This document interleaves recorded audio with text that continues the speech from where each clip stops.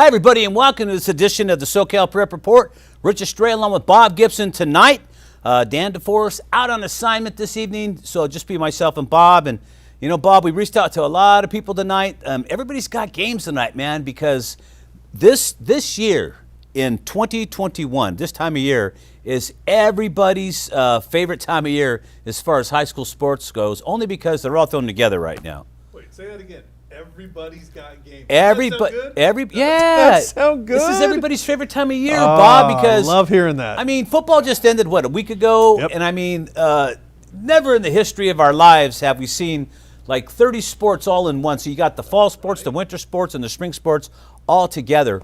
And man, we just never seen that before. And we're so happy that everybody's out, everybody's playing. Bob, if you drive by any of the high schools right now, the fields are all being used up every inch, man. I'll tell you, I know we can't do this full time, but I think this has been fun. I mean, maybe fun's a tough word to use because we've all been through this past year, but I think it really has been fun. Watching all the sports happen at the same time, I get it. It's been a logistical nightmare, and some athletes have had to choose one sport over another. But man, just to be able to talk about all these different sports going on at the same time, it's an unprecedented time. It's an unprecedented season. I think that part of it, at least, has been kind of fun to cover. Well, the best part of it, too, is the officiating didn't suffer as much as we thought it would. Right. We thought it would come into play because, man, you got all these sports, and these officials do cross over. Football Sure. officials do basketball, Yep. do baseball. They're officials, man. They just don't do one sport. Some guys do. But for the most part, Bob, everybody seemed to have stepped up. They know there was going to be, some differences, and some of the umpiring and officiating, if you want to call it that, would have to get up to snuff, like the athletes, but it has. Well, look, once we knew we were going to get a season, right, everybody knew they had to step up. ADs, coaches, players, administrators, and referees.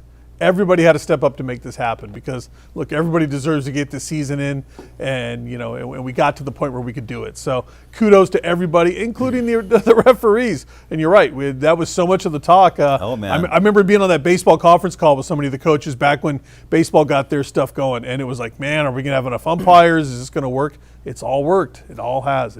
It's all come together, and that's, like I said, it's just a testament to everybody who said, you know what, we're just going to make sure it happens. Well, a lot of old timers came out of retirement, and then they reached out to the lower divisions in the middle school arena and some of the little leagues and stuff like that. Pop Warner, because the guys already know the rules. You need somebody out there just to keep control of the game. That's all basically officials do. If you didn't have officials, people would be cheating all the time. There'd be so many fights and stuff like that because it's just the competitive nature of sports.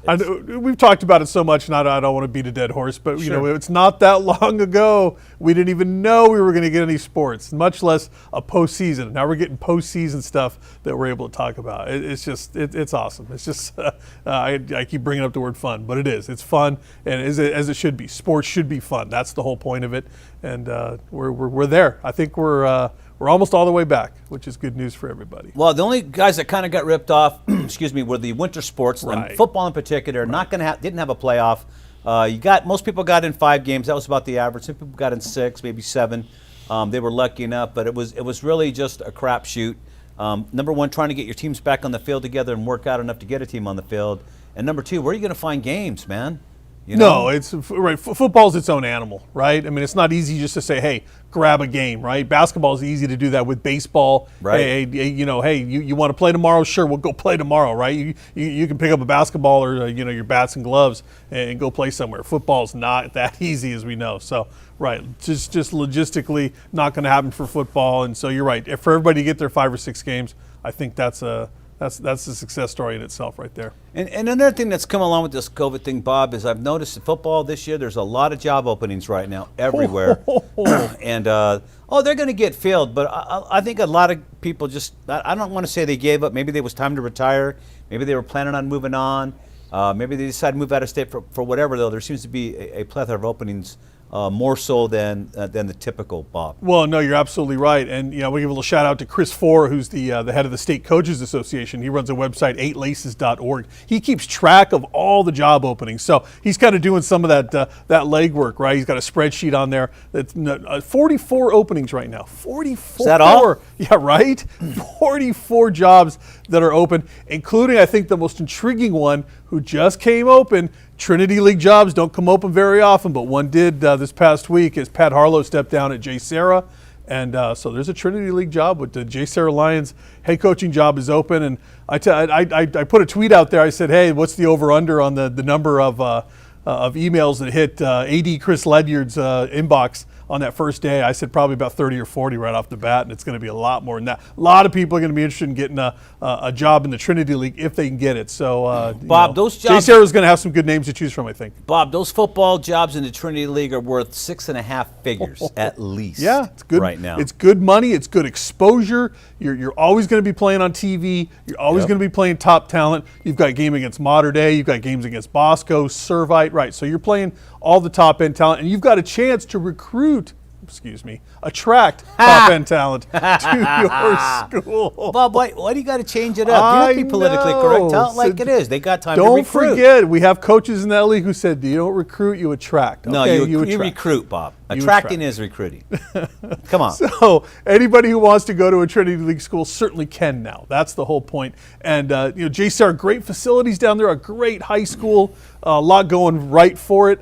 They kind of went down a little bit, lost some talent, a lot of transfers out the past couple of years. So Pat Harlow decides, you know what? That's the end of the time for me at JSerra. A really good head coach, a good guy. So congratulations to him. He put up a winning record in his time at JSerra. Not easy to do when you're in the Trinity against some of those great teams, but he had a good run there. Time to get some new blood in there. We'll see. JSerra, I know what they'll do. They'll open it up nationally. The athletic director, Chris Ledyard, he's going to open this thing up wide and far and find the right person to come in, because don't forget, JSerra thought they were right on the cusp of becoming that third team. We've talked about Servite joining in as the third team now. JSerra wasn't not long ago thought they were the third team in the Trinity that were going to kind of crack that Mater Dei Bosco thing. So they got a chance to get back in now. I like that, Bob. Attracting instead of recruiting. I said attruding. That's a little bit of each. But that's like running a commercial on TV and having somebody accuse you of buying your customers. I mean, come on, man. That's why you run commercials. They said it. Hey, we don't need to bring people to your school, Bob. The attraction. Come on. Well, it's a private. They're private schools, right? So anybody can go from anywhere, and they do. They come from all over the Southern California to go to some of these schools. I mean, you got kids from Rancho Cucamonga going to Mater Dei. You got kids from way deep in the San Bernardino County who drive in every day to go to JSerra and some of these other schools. So it doesn't matter where you live in Southern California.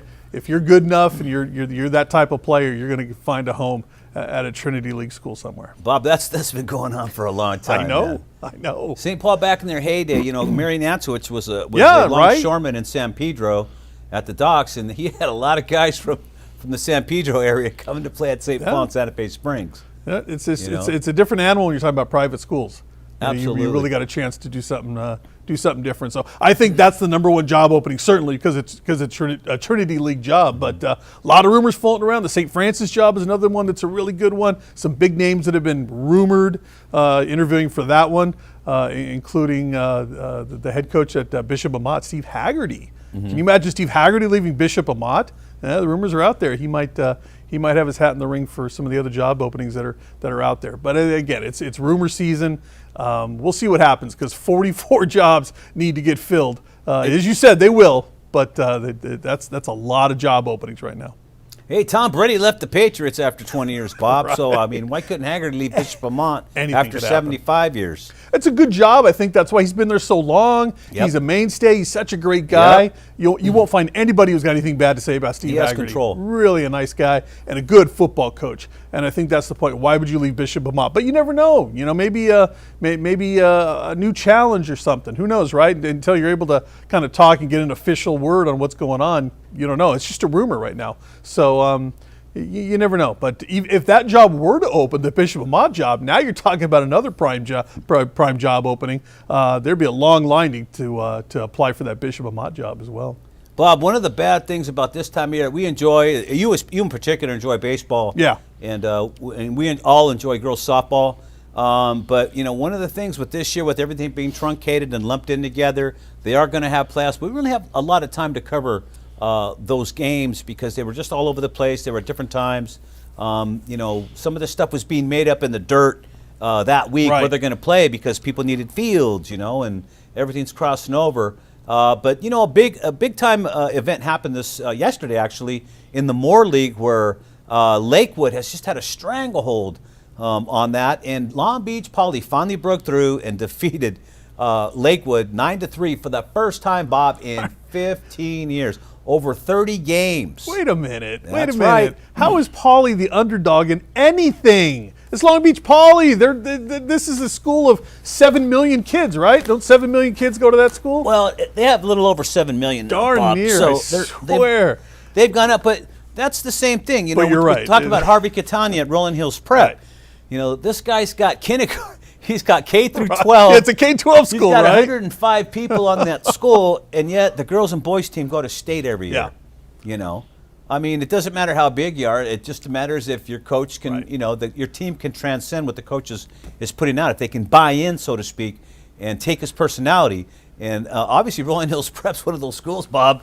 You know, they'll probably beat Long Beach Poly. Well, Harvey Catania, I don't care where he'd go. He'd go coach basketball anywhere. He'd go to the moon and coach basketball, and he'd find himself a good team. I mean, that's just the kind of coach that he is, and we know that. But, boy, you're right. But those are special times when a Lakewood has a stranglehold, as you said, on something, and a team like Poly comes up and turns the tables on them finally. That's fun to see that kind of stuff happen. Unbelievable, Bob. Never thought I'd see the day Right. where Long Beach Poly gets up there and defeats Lakewood, because it hadn't been done in so long, Bob. Some of these kids already have kids. The last time they beat, Right. you know, the last time they beat Lakewood. Hey, in So this it's season, how long it's anything's been. possible. That's one thing we've learned, right? In the Well, COVID season, anything's possible. Bob, let's go to soccer real quick, and the girls' soccer too, and talk about what happened this yesterday with Milliken and Jay Sarah. I mean, right? You talk about turning the tables. No, you're absolutely right. Again, Jay Sarah had beaten Milliken the last 2 years in the first round of the playoffs. First round of the playoffs this year, Milliken defeats Jay Sarah, so there's payback there. A lot, you know, and it's good to see that, Bob. it is good to see. No, After you're 3 years. Yeah. No, you're right. It's good to see when finally something turns, right? You figure if you played a team and a program that many times, you know, and look at that JCR program has been so good for so long. I mean, the amount of players that have come through there that are like national type players is just ridiculous. So for Milliken to finally change that over and get that big win, you know, that says something. It's like, you know, Servite on the boys soccer side, man, always winning, and then, you know, somebody sneaks up on them and gets one. You just like to see it, and nothing against the powers that are like Jay Sarah's a great power, nothing against them at all, but it's just great when you can see a team finally go, okay, we learned figured something. it out, Bob. Right, we figured it out. We put the puzzle piece together, and we got that last piece put down, and we got the win. Yeah, it's just amazing. So it's good. There's a couple streaks broken, a couple things going on good this week in girls sports. But how about the story out of Kentucky, Bob, this week? Madison McIntosh, you know, no-hitters are pretty common in softball. That's true. They're fairly common. You get a couple of pitchers every year that'll throw a couple no-hitters. But this young lady, she pitched a shutout, obviously, Bob. She pitched no-hitter, obviously, Bob. But she pitched a perfect game. Right. She faced 21 batters, and get this. The perfect game. On the average, on the whole game, she only threw 3.5 pitches to knock out her opponent. Right. Struck every batter out. Just knocked, it was exactly. It was 21 batters, 21 strikeouts, 3.5 pitches. You might as well. I mean, Bob, nobody's seen anything like that since I pitched in high school. It's like the old Bugs Bunny cartoon. You know, 1, 2, 3 strikes, you're out. 1, 2, 3 strikes, go take a seat. Right? I mean, that's the whole point of it. It's like, you know, look, when you're dialed in, I don't care what level of baseball or softball you're playing. When you're dialed in on the pitching rubber or in the circle as it is in softball, that's the greatest thing ever, right? You have those days where nobody can touch you, and she obviously had one of those kind of days. Again, another fun story, you know, to talk about. Can you imagine striking every batter out? Even the other team's got to be like, okay, you know, you had us today, right? Got to tip your cap to a performance like that. Well, Bob, I'll tell you, that's tough. I mean, that's really tough. I mean, we grew up here in Southern California. We got to see some of the greats. And I'm going to talk about Lisa Fernandez real quick right now. Lisa Fernandez was everything. No matter what this young lady touched back in the day, this is like in the 80s, it turned to gold. I mean, how many Olympic gold medals does she have in softball, Bob? A ton. Right. A ton. All right, she went to 4 Olympics, got 4 Every gold. time she played, I think she won a gold medal. Not only that, but the snapshot I'll take from Lisa Fernandez, who went to St. Joseph's, which is right across the street from Bosco and Bellflower. When she was in high school, she was also a basketball player. And I seen her get a rebound, a defensive rebound under the basket with no time left, turned, took one glance at the basket, and threw it 96 feet, swish, nothing but net. The only more impressive thing would have been had she hit it off the backboard and snapped the net. But, I mean, I'll take that 96 throw, Bob. And she threw it like a baseball. And this is one of the premier softball players of all time. Of all time. I'll go out on a limb and say that because her career, was 3 decades long, Right. Bob. Who has that? Nobody. Look, a great athlete is a great athlete. You know, if you're that level of an athlete like she is, and we've seen so many other. I mean, we know Willie McGinnis, what a great basketball player he was at Long Beach Poly. You know, you talk about so many great Sam Darnold. I mean, I covered Sam Darnold. I didn't really cover him as a football player at San Clemente. I covered him as a basketball player, and he was a really good basketball player at San Clemente. Man, he could score, he could rebound. Such a big body, as we know. So, I mean, these guys are just special athletes. They'll play anything, and they're good at it, right? But they're so competitive. You know, they'll get out and play ping pong or shoot pool, and they're going to be good at it. Just the best athletes are always good at everything. Well, also, Bob, I'll tell you one thing, and I've talked to a lot of recruiters, and I've been in coaches' offices when recruiters have been there. And the first thing they'll always ask you about high school, about athletes are looking at is, what other sport do they play? What other sport do they play in baseball? All you're doing is playing basketball, or all you're doing is playing football.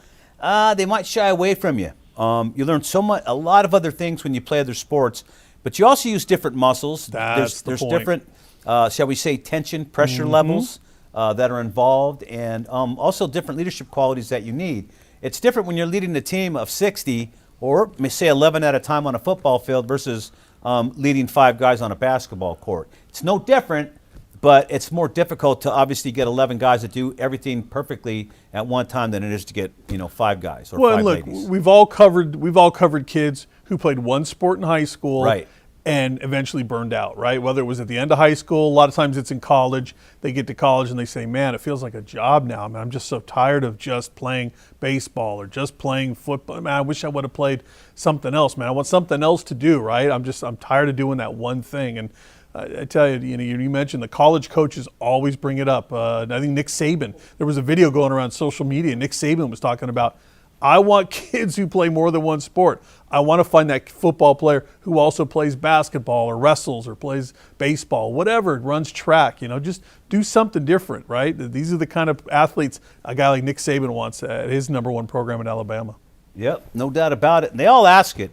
I remember being in Coach Mazzotta's office many times, Frank Mazzotta, senior at Cerritos College, and, Tom Osborne's in there, Saban's in there, and they're just walking out like it's no big deal. Just came in today, have a sandwich with Coach and see what's happening, and just talking about his good recruits. But it's just fantastic. I'm just glad we're able at this point in time, Bob, to see some playoff games coming up with girls basketball, which we're going to talk about here in a second, and softball and baseball's coming up. Yeah, I mean, there's just so many good things happening on the fields, and they're busy. So, but I'll be honest with you, Bob. I'm really looking forward to this upcoming August, September, when everything is back to normal. Yeah, and I think that's kind of we've all been pointing towards, right? Like 2021, 22, right? We're going to have a proper football season and water polo and all the sports that are in the fall, and then we're going to go to winter and do basketball and golf, soccer, all that stuff. And we'll get to spring and baseball and softball, boys volleyball, everything back where it's supposed to be. I mentioned it was fun to do this season, but you couldn't do it all the time, right? This would be too hard to do. Yeah. As much as enjoyable as it was, but it was good to I guess to see it one time happen despite the circumstances. But you're right. Let's get back to normal. Let's get that regular football season going. And I think the point is, a lot of these coaches, they kind of use this season as sort of a springboard to get to that next fall season and get that full. It was almost like it was an extended spring training, spring workouts for a lot of these coaches, I think, in a way. Absolutely, man. Absolutely. Football's only 100 days away, Bob. Yeah, I know. It's crazy, 100 days right? away, football season's starting. Here we are, almost we're in the middle of May, right? So, I mean, June, July, and then 1st of August, we're kicking off. That's right. It's crazy. You're right. It's just around the corner. And we're going to have football, basketball, going to have some wrestling this year, Bob. We're going to move it this year. It's going to have a good time. Yep. Right here in LA 36, man. Hey, before we get into the basketball, Bob, let's talk about Colt Brennan real quick. Yeah. Colt Brennan, former modern-day quarterback, probably a high school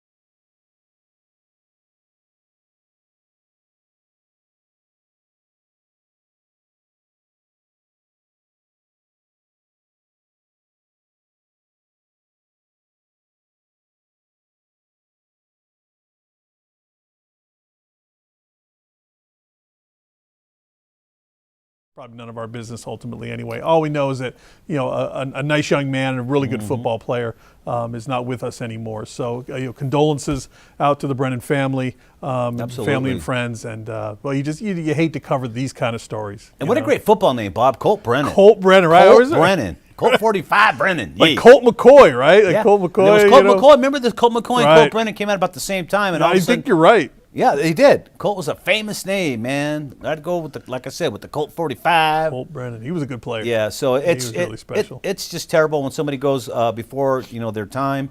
And at 37, that's way before your time. Yeah, man. no, you're just scratching the surface, man. Not even 40 years old yet. And like I said, in the prime of his life. So, it's a tough one. Was he coaching, Bob, back here again? I don't know. I don't know what he was doing. I don't know if he was coaching. I hadn't heard that he was coaching. He could have been, but I hadn't heard that was happening. So a lot of these guys, right after their pro career's done, after, I guess the Raiders was his last stop. I don't think he, played a game there. He was released, and then you're right. A lot of these guys come back home and get into coaching. Right? I mean, that's kind of the way, especially if you've got a resume like Colt Brennan. You think a lot of teams would be lined up to bring a guy like that in to coach quarterbacks. Hey, Bob, real quick, let's talk about the and again, it's terrible what happened to Brennan, and again, our condolences to his family and those who loved him and his friends, and it's just something that's tough to talk about, but he was such a mainstay and such a great athlete here in Southern California. He deserves a mention on his way out. For sure. He definitely, had the crowds fired up every week, every time you saw him play. And then going to Hawaii, like you said, Bob, I mean, this dude was throwing for 1,000 yards every week like everybody else in that offense. It's every crazy. play you threw the ball. It's crazy. It was fantastic offense. I love it, man. Those whack offenses, they're Paul Westhead, Loyola Marymount type of offense, right? You just right. throw the ball deep Exactly every time. what it was. Hey, but looking at the playoffs coming up, Bob, I was looking at the top 10s this week in different places, and there's one common denominator in the boys and the girls teams. You got There's a couple Corona of them, Centennial, you got Mater Dei, right. and you got Sierra Canyon. Sierra Canyon, right. The boys and the girls all have their teams in the top 10. Right. No matter what top 10 you look at, they're in the top 10 statewide. And it seems to be like that every year now. I mean, well, remember, we were just talking about Katani's team. Right. Rolling Hills Prep did the same thing for several years. I'll tell you another school, and then, it would have been nice to talk to Dan tonight, but I know he's on assignment, but Crean Lutheran is a team. I tell you, scratching the surface. Their girls and the boys teams are very, very good. Both lower division teams right now because Crean's still a newer school, right? Still trying to get it figured out. It's not going to be too long before Crean's moved up into that Division I neighborhood, right? Because these are two basketball programs that are just starting to get going on the scene here in Southern California. And that boys team, number 1 in the division. The girls team is a top 10 in their division as well. But Crean Lutheran, keep an eye out because I really think you're going to see some special things. They're going to kind of get into that same neighborhood of the Mater Deis and the Sierra Canyons that we've been talking about for so long, where the boys and the girls just have excellent programs across the board. Yeah, and it's good to see that, Bob. And like at Rolling Hills Prep, I think they work out together for a little bit, at least before the season starts. Right. So, I mean, it's such a small school. Why not? I mean, why not? Well, a lot of people were so surprised. Like, why would Harvey leave, at Fairfax? And then where's he going? And then he ends up at this little school that's a K-12 school in Rolling Hills Prep. But, man, it's Harvey Katani. Like we said, man, this guy's the guru, right? He's going to go anywhere and coach and put a team together. That guy probably forgot more about coaching basketball than most of us ever knew in the first place. So it's just fun to see those programs, grow like they have as well. You talk about some of these little schools that sort of pop up on the scene, for a couple of years here and there. But I think as long as Katani's there at Rolling Hills Prep, that's going to be another program that's going to keep flying. Nothing against Rolling Hills Prep. We don't have nothing against any schools at all. But I'm going to tell you, the first time I rolled up on that school, I passed it a couple times because it was a couple of bungalows, literally, Bob. I'm not kidding, man. It's in one of the most beautiful areas in Southern California, in the Rolling Hills, Palos Verdes Estates area. But when they first start out, they start out small and they see if they have legs, and then as they get bigger, they grow, they build stuff. Like Crean Lutheran has. Crean Lutheran is another one, right? Their gym is actually a temporary gym. It's a nice. It's a cool gymnasium. gym, though, it really Bob. Is. You wouldn't know you were. It looks like the Metrodome, right? In Minnesota, the old Metrodome. What happened was when the Metrodome collapsed, they took one wing of it that didn't get damaged. They cut it up. They took it back home and they sewed it up, threw some air in it. It's great. Sent it over to Irvine. They got it pumped up man. for Crean Lutheran.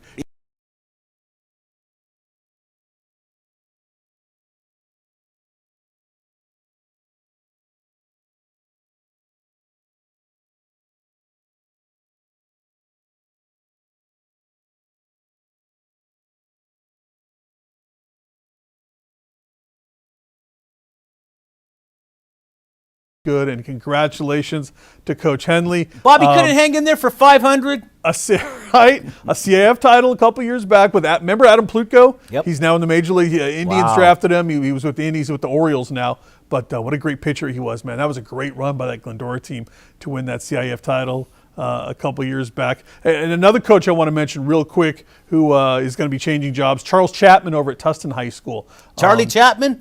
Charles Chapman, Charles who Chaplin. don't forget I covered Charles as a baseball player, but man, what a football player he was. He was the first running back to run like crazy in that Myron Miller offense when he was at Costa Mesa High School. Remember when Myron took that Costa Mesa team to a CIF championship game? Was he running the wing tee Back then? He was running. Of course he was Does running he ever it. run anything else but that offense? Man, that double wing, man, he loved that, right? And they had Dwayne Crenshaw and Charles Chapman were the two running backs. Ben Tran was the year before that. He ran crazy, man. Those are fun teams to cover. Charles was a great football player, a great baseball player too. Played in college at Kent State. But he came home and took the job at Tustin. Been there a long time, but he's going to go take another job in the state of Iowa now. So Congratulations to Charles. Congratulations to Coach Henley. A couple of class acts here in Southern California. They're going to be hanging it up here. Coach Henley for good, and Charles is going to move on. So just wanted to shout that out. What was Coach Henley's first name there, Bob? Dan. Not Don. Not Don All Henley. right, because Larry said one of us would call him Don Henley before the night was over. No, I said, the rest of the Eagles are still going to go on? No, it's Coach Dan Henley. I won the bet because I told. I'm sure he never hears that at all, right? I told Larry I wasn't going to do this segment. That's Bob's. So I wasn't going to screw up the name. But, man, that's crazy. But listen, we are going to, in the next week, in the next couple of weeks, we're going to be heavy in on the playoffs now because that's where we're at in time right now. You got softball playoffs, you got soccer playoffs, you're going to have basketball playoffs. All that stuff's being ongoing right now. They're getting ready to do the pairings. So it's going to be interesting to see what happens, Bob, because the season was so truncated, so short. We'll see what the effect is when we finally get to the playoffs, because normally basketball's over. Everything's over by now. Well, I think you're going to get some funky matchups, right? You're going to get some things that go on. I wouldn't be surprised if you get some really big upsets across the board. I mean, it's just that kind of a season, right? We're talking about teams turning the tables on Jay Sarah losing and Lakewood getting beat by Pauley and all that. I mean, that's those are just fun things. I think you got a chance to really see that in these basketball playoffs as well. I enjoy it. Yeah. We're going to see what happens. I want to see what happens with the big three. Mater Dei, Corona Centennial, and Sierra Canyon, Bob. I didn't know Sierra Canyon girls team was that good this year. I had no idea, Bob. Well, I know you know these things, but I didn't. Look, it's Sierra Canyon, right? It's like Mater Dei. They're never going to have a down season now. There's no such thing as a down season, right? Nope. There may be seasons where you don't quite win as many games. Maybe you don't win CIF this year, right? It's almost a given sometimes for these programs. But it's never lasts for long. Those are the programs that are always right at the top. And that Mater Dei girls team is crazy good again this year. They certainly are. Well, next week we'll have, like I said, we'll have coaches in here or somebody in here talking to us, letting us know what's going on out there, because the playoffs are wacky this year. Good stuff. They're wacky. And, I wouldn't be surprised if those big three are out, Bob, on both ends, boys and girls. They get upset. Don't expect anything to happen. What you think is going to happen, I don't think is necessarily going to happen at all, right? Upset City, I predict. Get your tie tightened up real tight and put your seatbelt on. It's going to be a wild ride. You shouldn't say that, because those teams don't need any more motivation, Bob. You know what? They're going to impose their will on everybody like always. That's what they always try to do. Do this might be the year that they get the tables turned on them, though. There's nothing we can say that's going to motivate anybody anymore. Right, not with that's those true. three. It's beyond that. All right, we got to sign off, Bob. Thanks for joining us tonight, everybody. Next week we'll have Dan DeForest back with us. Maybe Randy. Randy's still out there calling basketball games, so he'll probably be doing playoffs, Bob. That's true. That's true. So we'll see if we see Randy. We'll see if we see Randy. If not, we'll get him when he gets back.